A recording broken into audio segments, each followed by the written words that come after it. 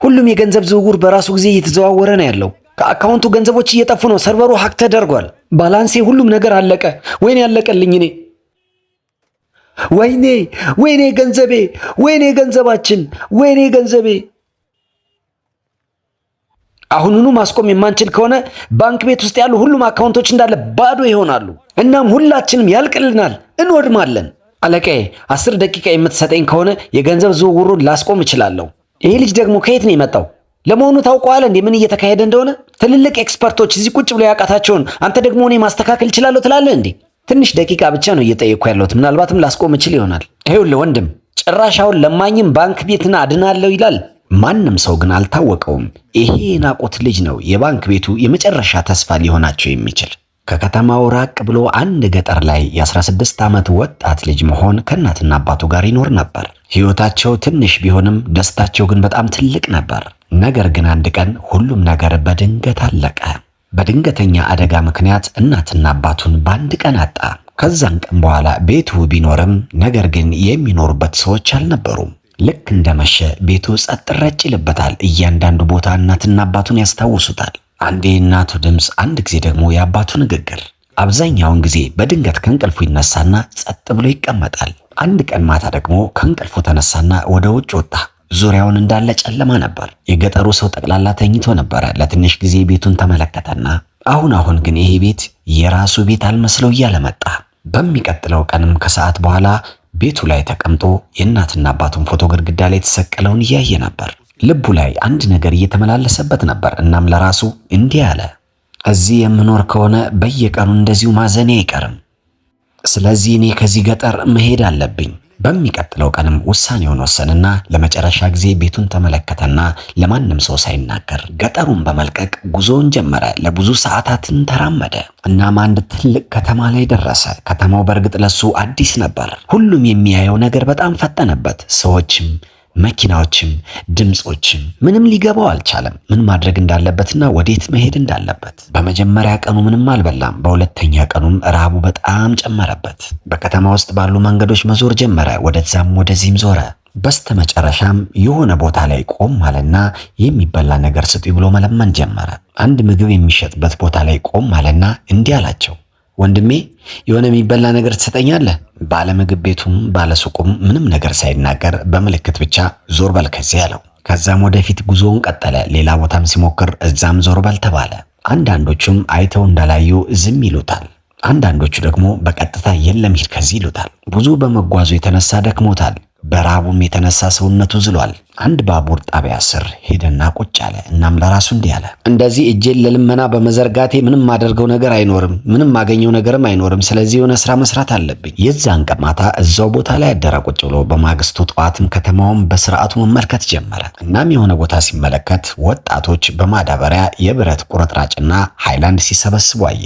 እናም ተረዳ ይህም አንድ የሥራ መንገድ እንደሆነ። የዛኑ ቀንም አንድ የብረት መዛቂያና ማዳበሪያ በመያዝ እሱም ቆራሌው መሰብሰብ ጀመረ። ቀኑን በሙሉ የሰበሰበውን ቆራሌው ወስዶ ከሰዓት በኋላ ይሸጥና ባገኘው ገንዘብም ሆዱን ይሞላበታል፣ ምግብን ይበላል። የሚተኛበት ቦታ ላይም ስለሌለ የባቡር ድልድይ ስር በመሄድ ይተኛል። ሌሎችም የሚያድሩ ሰዎች አጠገቡ አሉ። መሆን ግን አብዛኛው ጊዜ ጸጥ ነው የሚለው። ቀናቶች በዚህ ሁኔታ ማለፍ ጀመሩ።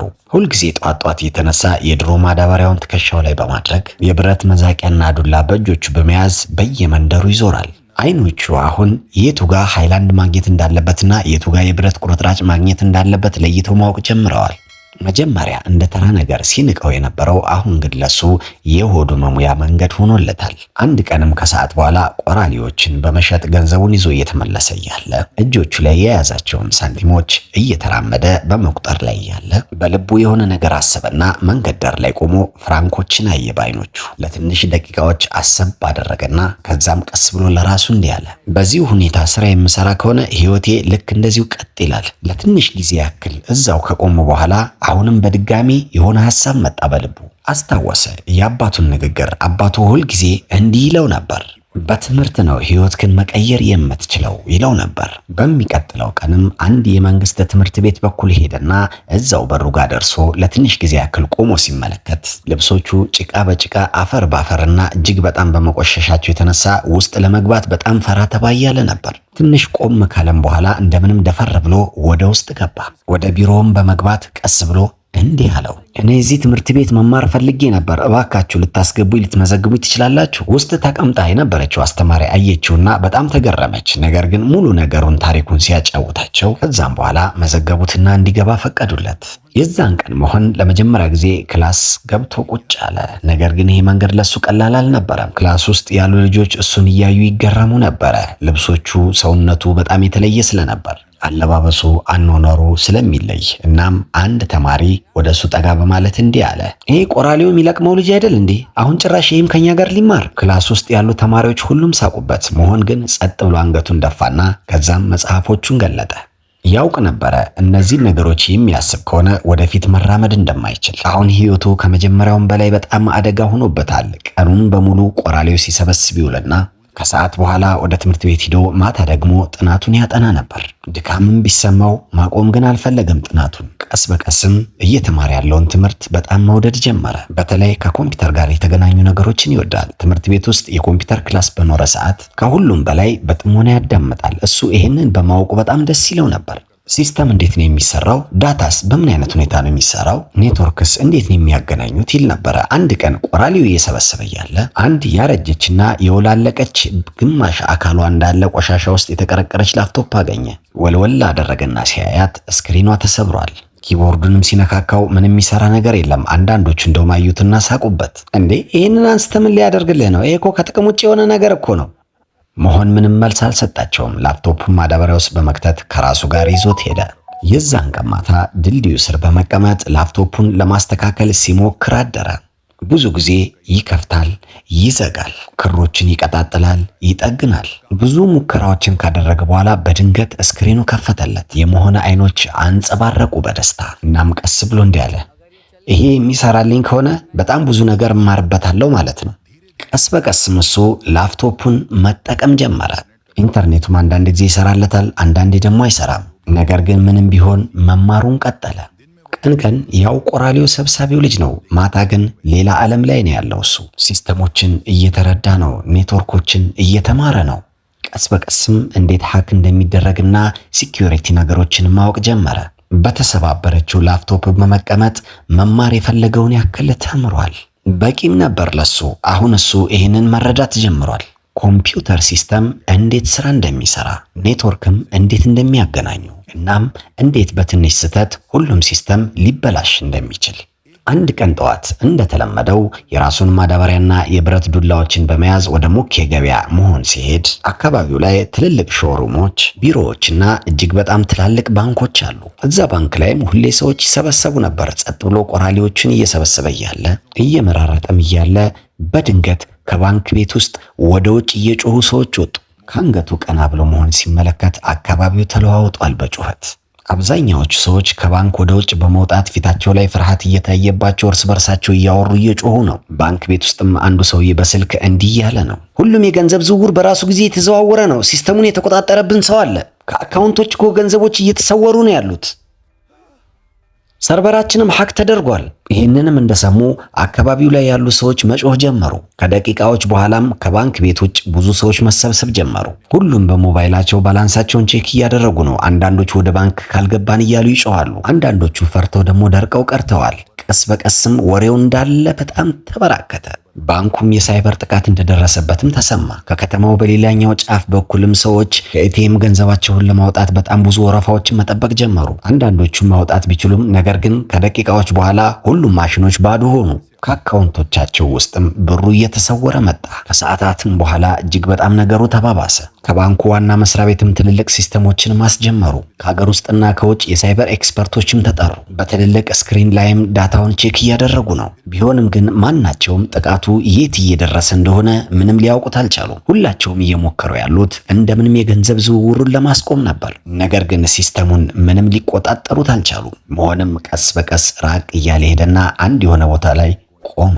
አይምሮ ላይም የሆነ ነገር በፍጥነት ማሰብ ጀመረ። የተማረውን ነገር በሙሉ ፊት ለፊቱ በድንገት ተፈጥሮ አየው። አመሻሹ ላይም ተመልሶ እዛው ማደሪያው ድልድዩ ስር የደረሰ ጊዜ ጸጥ ብሎ በመቀመጥ ላፕቶፑን ፊት ለፊቱ ከፈተውና ለትንሽ ጊዜ ያክል ስክሪኑን ዝም ብሎ ተመለከተውና ከዛም ፓወሩን አበራና አይምሮ ላይ የሆነ ነገር እየተመላለሰበት ነው ያለው። እንዴት ነው እንዲህ ሊሆን የቻለው? ቀስ በቀስም ከኔትወርክና ከሲስተም ጋር የሚገናኙ ነገሮችን ማየት ጀመረ። ባለው ዕውቀትም እንዴት ነው ይሄን ነገር ማስቆም የሚቻለው እያለ ትንሽ ከነካካ በኋላ እንዲህ አለ። ይሄ እንኳን ብቻውን አይደለም እንዲህ ያደረገ ያለው፣ በግሩፕ ነው በቃ ሀክ ያደረጉት። ለሰዓታትም ስክሪኑ ላይ ስራውን ሰራ። ሰዓቱን እንኳን አላወቀም እሱ። ቀስ በቀስም አይምሮ ላይ አንድ ነገር ግልጽ ሆነለት። እነዚህ ሀከሮች በእቅድ ነው እየተንቀሳቀሱ ያሉት። እናም ያሉበትንም ቦታ እንዳይታወቅባቸው ደብቀው ነው እየሰሩ ያሉት። ምናልባትም የባንክ ቤቱ ሲስተም ውስጥ ገብቼ የማይ ከሆነ መንገዳቸውን አውቅ ይሆናል። በማግስቱ ጠዋትም በቶሎ መሆን ተነሳና ማዳበሪያውን ወደ ጎን ጥሎ ወደዛ ባንክ አመራ። ትላንትና ያ ሁሉ ጉዳይ የተፈጠረበት ባንክ ጋር። ልክ ባንክ ቤቱ ጋር እንደደረሰ እዛ ያለው ሁኔታ አሁንም አልተረጋጋም። ባንክ ቤት ውጭ የፖሊስ መኪናዎች ቆመዋል። አንዳንድ ሰዎች አሁንም ተሰብስበዋል። ውስጥና ውጭ የሚመጣና የሚሄድ ሰው እንዳለ እየተከታተሉ ነበረ። በር ላይ የቆመው ደህንነት ጠባቂው ሁሉንም ሰው በስርዓቱ እያየ ነበረ። መሆን ለተወሰኑ ሰከንዶች ራቅ ብሎ ቆሞ አየና ልቡ ላይ ፍርሃት በጣም አለ። ግን እንደምንም ራሱን ተቆጣጥሮ ቀስ በቀስ ወደ በሩ ተጠጋ። ልክ ወደ ውስጥ ለመግባት ሲል አንድ ጋርድ በፍጥነት እሱን አስቆመው። እናም ጋርዱ እንዲህ አለ፣ እንዴ ወዴት ነው የምትሄደው? ወደ ውስጥ መግባት ፈልጌ ነው። የባንክ ሲስተም ስለሱ ጉዳይ ላናግራቸው ነው። አንተ ምን ታደርጋለህ ውስጥ ገብተህ? እኔ 10 ደቂቃ የሚሰጡኝ ከሆነ ምናልባት ትራንዛክሽኑን የገንዘብ ዝውውሩን ላስቆም ይችል ይሆናል። ጋርዱ ከላይ እስከታች በደንብ አየውና ልብሱ ቆሽሾ ነበር። እጁ ላይ እንዳለ ጭቃና አፈር አለ። ትንሽ ፈገግ አለና ጋርዱ እንዲህ አለ፣ አንተ ሲስተሙን ልታስተካክል በል ከዚህ ሂድ፣ ከዚህ ጥፋ። ይኸውልህ ወንድም፣ ለማኝም ባንክ ሊያድን መጣ። ጭራሽ ተመልከቱ። መሆን የሱን ነገር ሰማ። ነገር ግን ራሱን አረጋጋና ከዛ በድጋሚ አንዴ ሞከረ። መሆን እንዲህ አለ፣ ወደ ውስጥ ብቻ እንድገባ ይፍቀዱልኝ፣ እውነትም እረዳቸዋለሁ እኔ። ጋርዱ ትንሽ ተናደዳውን። ጋርዱ እንዲህ አለ፣ አይገባም እንዴ አንተ? ትልልቅ ሰዎች እኮ ውስጥ እየሰሩ ነው፣ አንተ ደግሞ እረዳቸዋለሁ ትላለህ? በሊት ከዚህ ዞር በል። እንዲህ ተናግሮ በእጁ ምልክት ሰጠው። ከዛ ወደዛ እንዲሄድ መሆን ለተወሰኑ ሰከንዶች እዛው ቆመና ልቡ ላይ ተመልሶ መሄድ ፈለገና ቢሆንም ግን የማታው ነገር ትዝ አለው። እሱ ይህንን ሙከራ ካልሞከረ ምናልባት በጣም ሊዘገይ እንደሚችል እዛው ቆመ። በዛው ሰዓት ከባንክ ቤት ውስጥ አንዲት ሴት ወደ ውጭ ወጣች። አንገቷ ላይ መታወቂያ አለ እና ንጹህ ልብስ ለብሳለች።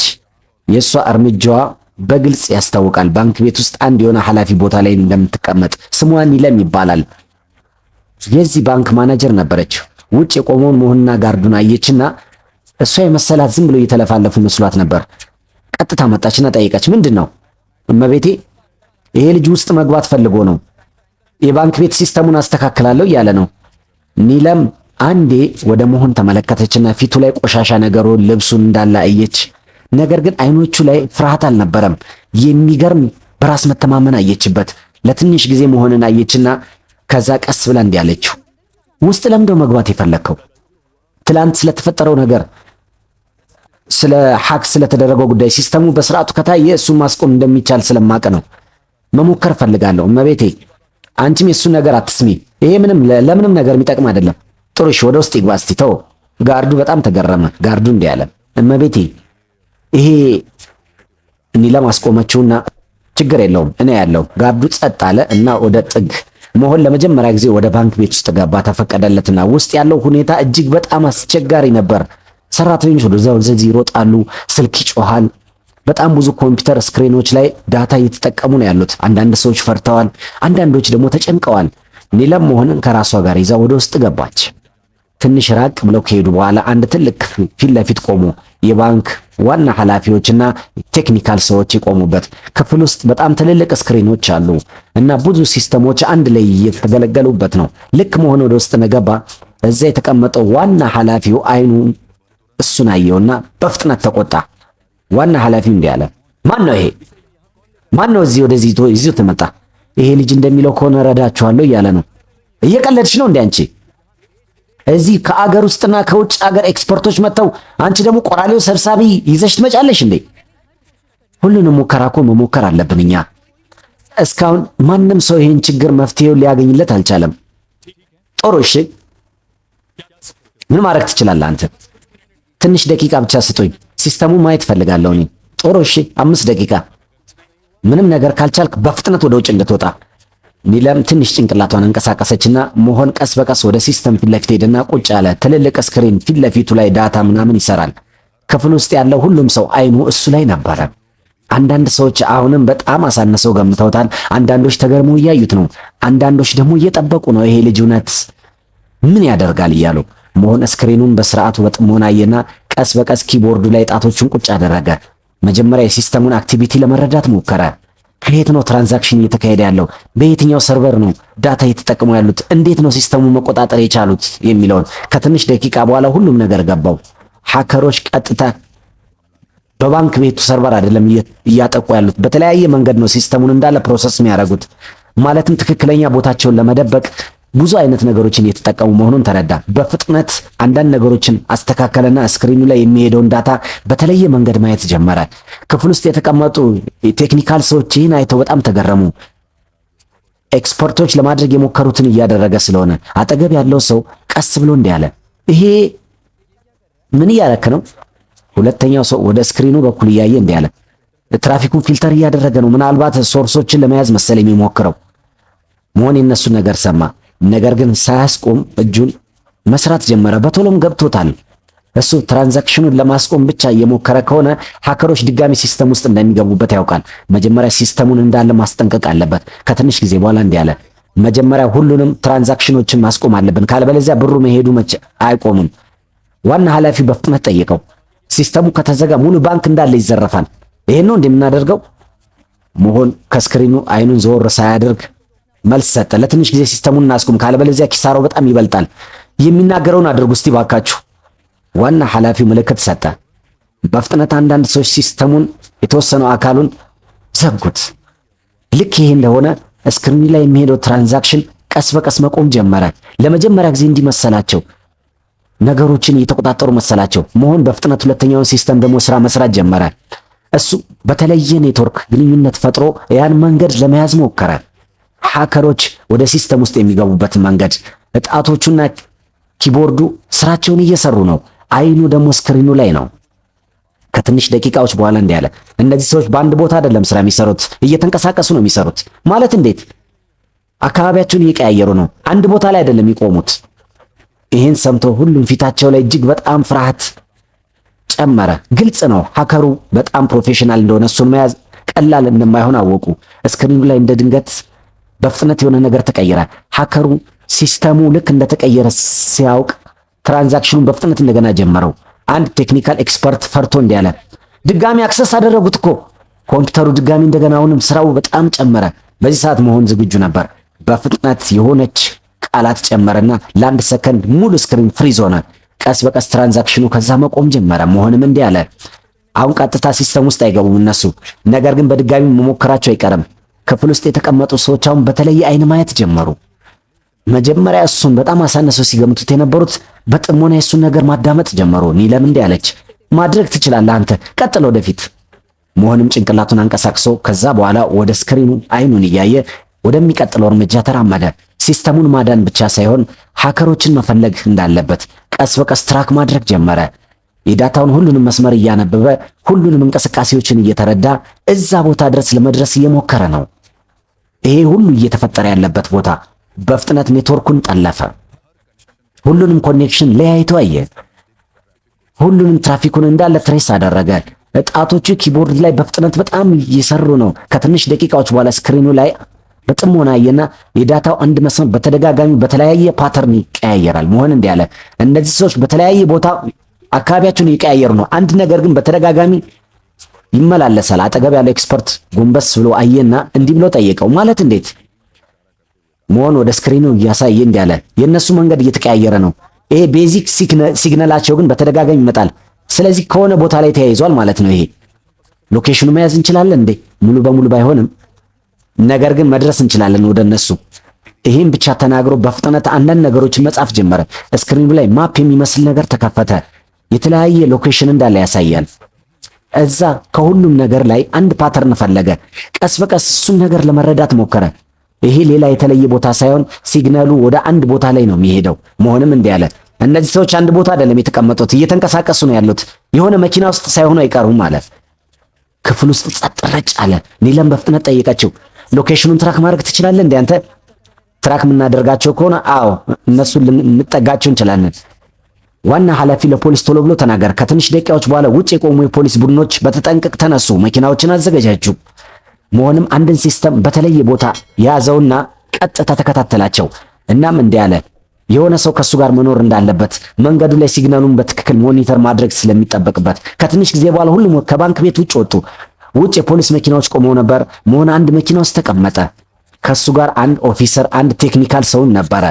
ከሱ ፊት ለፊት ላፕቶፕ ተከፍቷል እና ስክሪኑ ላይ በተከታታይ ሲግናሉ እየተንቀሳቀሰ ነበር።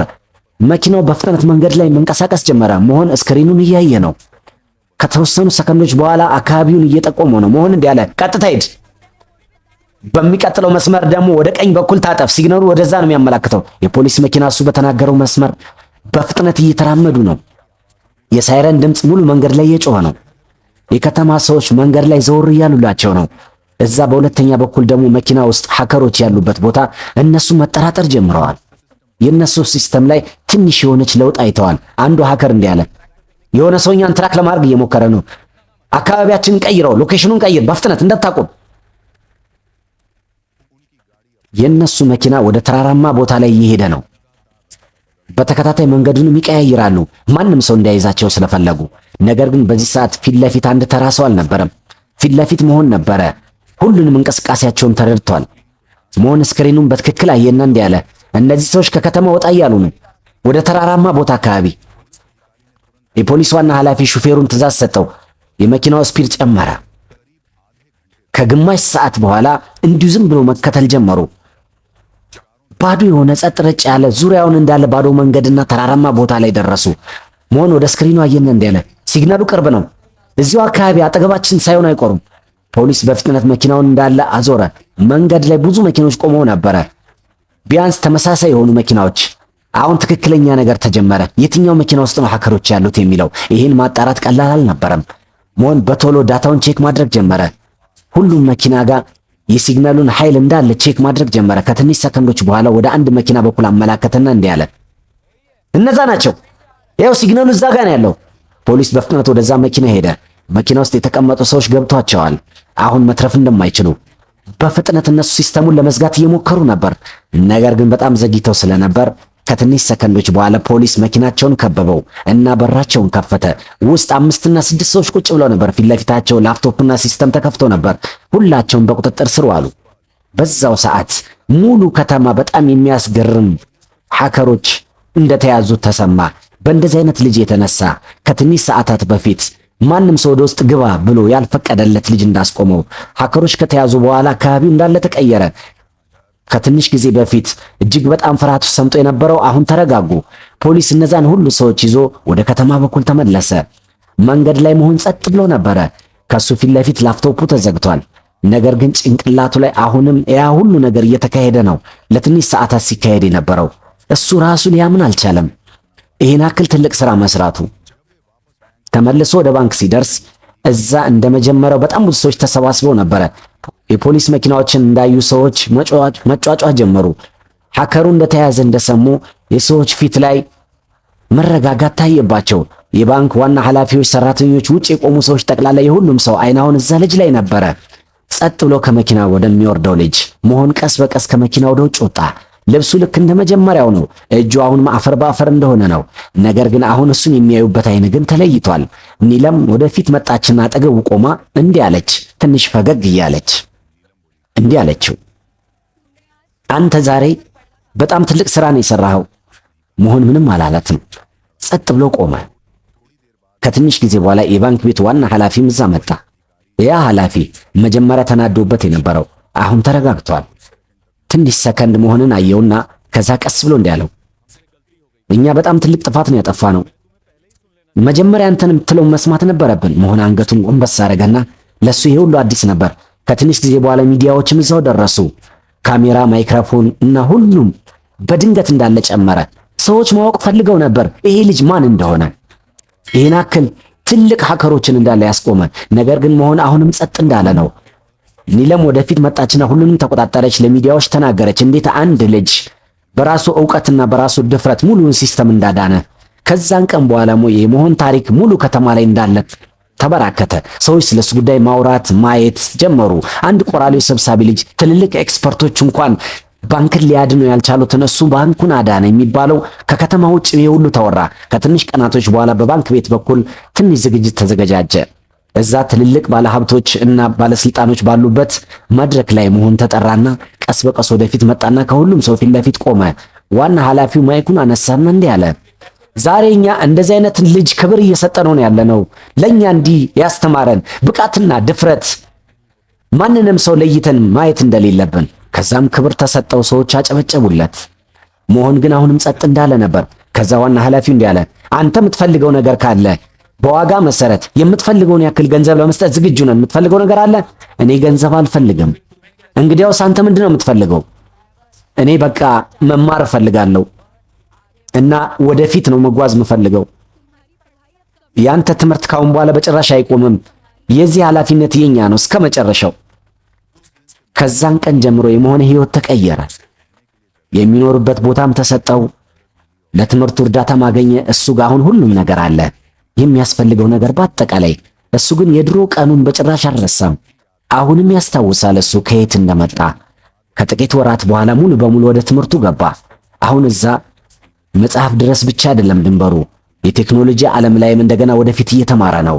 ያ ልጅ ባቡር ሐዲድ ስር ሲተኛ የነበረው አሁን ወደ ህልሙ በኩል እርምጃዎችን እየተራመደ ነው።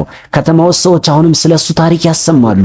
ሰዎች እንዲሉ ነበር፣ አንዳንድ ጊዜ ከሁሉም በላይ ትልቅ ኃይል የሆነው እዛ ሰው ላይ ነው ያለው። ዓለም እጅግ በጣም ትንሽ ነው ብሎ የሚያስበው። ከዛን ቀን በኋላ መሆን አንድ ቆራሌ ሰብሳቢ ልጅ ብቻ ሳይሆን አንድ ምሳሌ ሆነ።